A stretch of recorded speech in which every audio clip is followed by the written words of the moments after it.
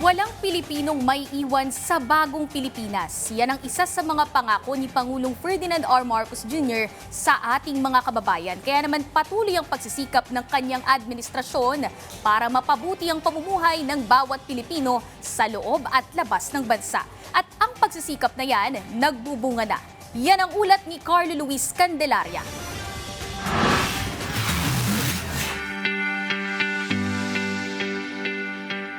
Isa sa mga pinakamahalagang hangarin ng maraming Pilipino ang magkaroon ng matatag na trabaho para sa kanilang pamilya. Batid ito ni Pangulong Ferdinand R. Marcos Jr. Kaya naman sa nakalipas na mga taon, iba't ibang hakbang ang isinulong ng kanyang administrasyon para palawakin ang oportunidad sa hanap buhay, pagbutihin ang kalidad ng mga trabaho at tiyaking may agarang tulong para sa mga manggagawang Pilipino.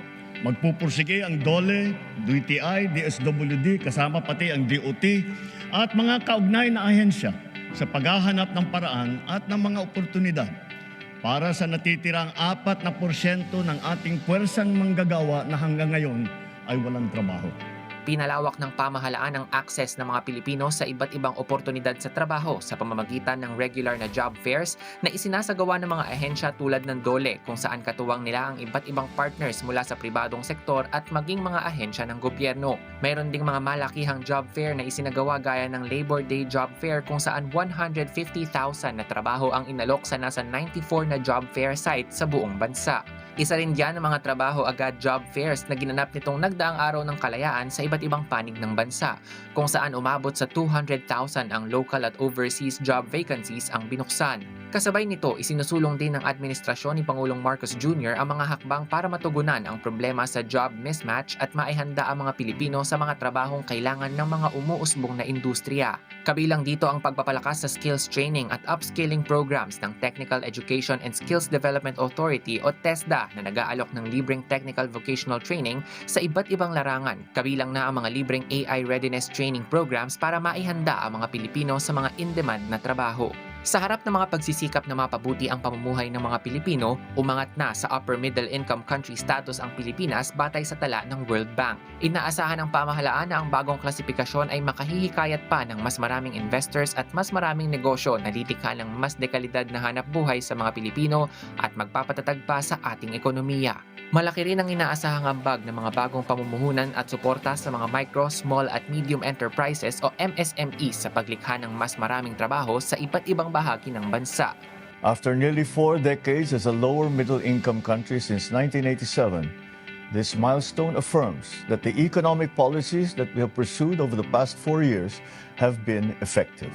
It is meant to open doors, put food on the table, and give every Filipino the chance to build a better life. That is the work that we will continue to do until every family feels the benefit of our country's progress. Samantala, patuloy din ang suporta ng administrasyon para sa mga overseas Filipino worker. Hindi natatapos ang responsibilidad ng gobyerno sa pagpapadala ng manggagawa sa ibang bansa. Tinutulungan din ng pamahalaan ng mga OFW na naiipit sa gulo, tulad na lamang ang mga naapektuhan ng tensyon sa Middle East. Libo-libong stranded na mga Pilipino, OFWs at kanilang mga dependents ang ligtas na nakauwi sa Pilipinas sa pamamagitan ng repatriation efforts ng pamahalaan.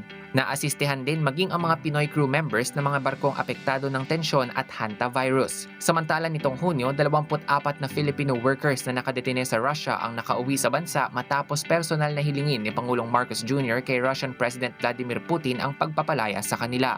Sir Bongbong Marcos, maraming salamat po dahil yung pagpunta niyo po sa Russia, yung po yung naging sagot ng pag-uwi po namin dito sa Pilipinas. Nagpapatuloy din ang reintegration efforts ng pamahalaan para matulungan ang mga umuuwing OFW na muling makapagsimula sa bansa sa pamamagitan ng mga reintegration fair, PhilJobNet, livelihood assistance at skills training na makatutulong sa kanilang paghahanap ng bagong pagkakakitaan dito sa Pilipinas. Kung datos lang ang pag-uusapan, maganda ang ating ekonomiya, tumaas ang kumpiyansa ng mga negosyante. Bumaba ang inflation, dumami ang trabaho. Ngunit ang lahat ito ay palamuti lamang, walang saysay, kung ang ating kababayan naman ay hirap pa rin at nabibigatan sa kanilang buhay. Kaya sa huling 3 taon ng administrasyon, ibubuhos pa natin ang lahat-lahat, hindi lamang upang mapantayan, kundi mahigitan pa ang pagbibigay ginhawa sa ating mga kababayan. Sa kabila ng mga hamong nakaaapekto sa ating ekonomiya, nananatiling nakatutok ang pamahalaan sa paglikha ng mas maraming oportunidad sa hanapbuhay at pagtulong sa mga Pilipinong nangangailangan ng suporta. Nasa Pilipinas man sila o nasa ibayong dagat. Carlo Luis Candelaria para sa Bayan.